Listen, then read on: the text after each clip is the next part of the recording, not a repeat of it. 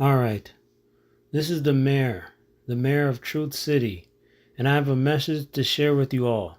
This message is about death. All right, so death will be the topic for today. So I'm just going to share with you this topic, and because my time is limited, because I have a whole city to run and I'm short on time.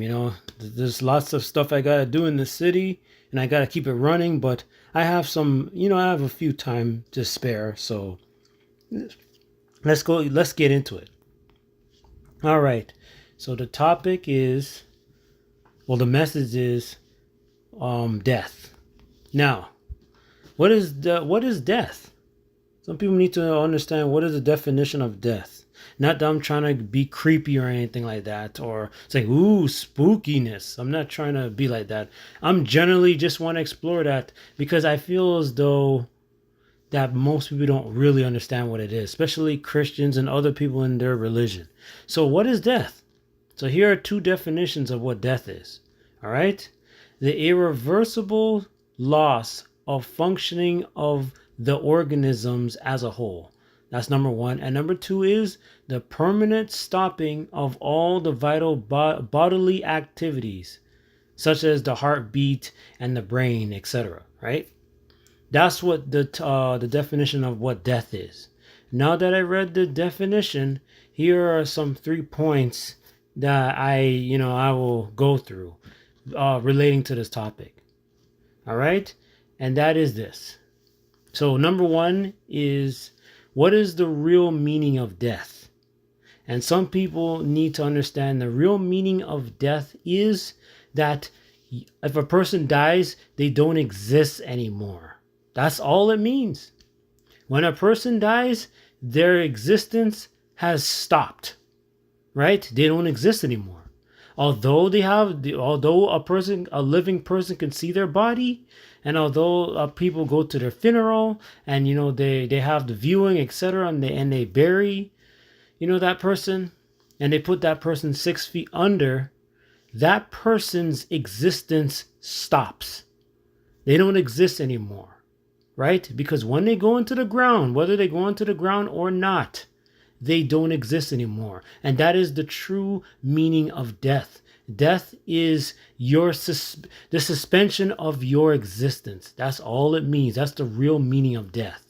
All right? Which leads to my second point. Is there life after death? And the answer is no. And some people will say, wait a minute, what are you talking about? What? I'm a Christian. Of course there's life after death. When you die, you go to heaven. No, that's not how. That's a misconception. That's a misreading of the scriptures. And here I'm going to explain. Now, we know from the Genesis that God breathed into Adam, right?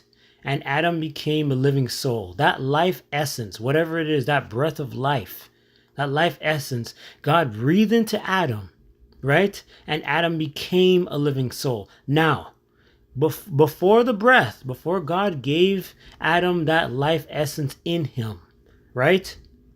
Adam was not alive. No, get this. When God fashioned Adam's body and created Adam's body, made Adam's body, the body wasn't damaged. The body wasn't hurt. The body was perfectly good. So what's wrong with it? Why wasn't it moving about? Why wasn't the body, which is not damaged, it's not diseased, it's not decayed, nothing, it didn't live? Why? Because they didn't have the breath of life. Adam didn't have the breath of life in him for him to be animate and for him to actually exist. Now, prior to God breathing in Adam's nostrils, Adam did not, he wasn't in heaven somewhere existing prior to that state of him becoming alive. All right? Before God breathed into Adam's nostrils, Adam never existed previously. Right?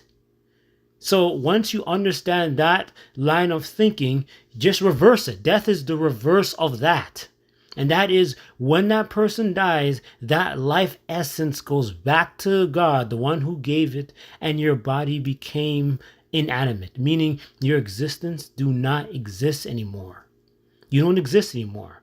And because your existence doesn't exist, because your existence is terminated, you don't go to another place to exist. That's it.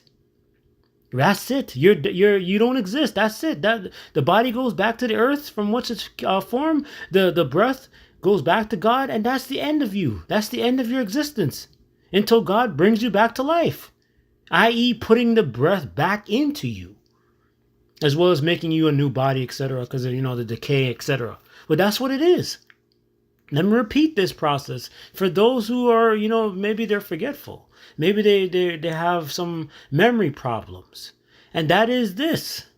Before God put the breath of life into Adam, Adam didn't previously existed prior to that action. Right? Prior to God breathing into Adam's nostrils, Adam wasn't previously existing from that time, from that moment. And so if you reverse it, that's what death is. Your body goes back to the ground, the breath goes back to God, and that's the end of you. Therefore, there's no light. There's no people in heaven right now, like dead people hanging out in heaven or in hell, because heaven is a place for the living, not the dead. It is a place for the living, not the dead. It's a place where angels live, where God lives, and other spiritual creatures live, and that's it. And angels are not spirits of the dead. Angels are they're spirit composed, but they're not spirits of the dead. Because heaven is not a place for the dead, it's for the living. Right? And that's the truth of the matter, which leads to my last point. And that is, what does resurrection feels like? Now, before I get into that last point, let me read you the definition of what resurrection is, and that is the act or the fact of bringing someone back to life or bringing something back into use or existence. That's what resurrection means, meaning that you bring back a person's existence is renewed. Okay? Now, if you read the story of Lazarus when he got resurrected from Christ, nowhere in the Bible did Lazarus said, "Oh yeah, Christ, when I was dead, I was like hanging out in heaven and stuff, and I was talking with the angels in heaven. But then after when you resurrect me, I came back to my body and poof, I'm here." That's not what the story says. Lazarus never said that he was in heaven prior to him being resurrected by Christ. He didn't say that. Okay, so we, based on the scriptures, based on the Bible, resurrection is basically a sleep. And that's what it says in the Bible. That's what Christ said. That's what the Bible confirms. Resurrection is simply just a sleep. Because when a person dies and they come back to life, they don't have the awareness of them being dead all those years. So for example, let's say a guy who lived 1,000 years ago and he died in battle or whatever. And let's say God resurrect him, after 1,000 years, God resurrect him, right? To that warrior who fell in battle and died, he wasn't aware of all that time lapse while he was dead. To him, the moment he fell in battle to the moment he was resurrected from God, it was an instant. Just like how when a person goes to sleep, let's say the person goes to sleep and the alarm wakes them up, the person is not aware of all that time passed while they were asleep. And therefore, that's what death is. Right? When you are resurrected, you're not aware that all this time while you were dead, you're not aware of that.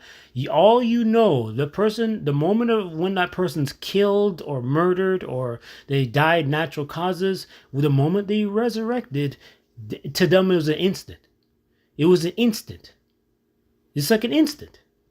And so that's what resurrection is. Resurrection is a sleep because while they're dead, like I said, their existence is temporarily suspended.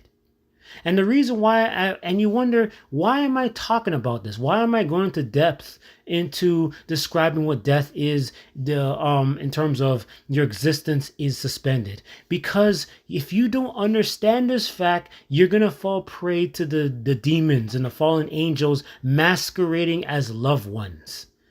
They're masquerading as loved ones, as dead relatives, and those who don't have the awareness or the knowledge of the fact and the nature of death will be easily deceived by them. That's why certain people who go to seances and those who claim to communicate with the dead, they are deceived because the people who are there trying to communicate with doesn't exist anymore. So the question is, who are they communicating?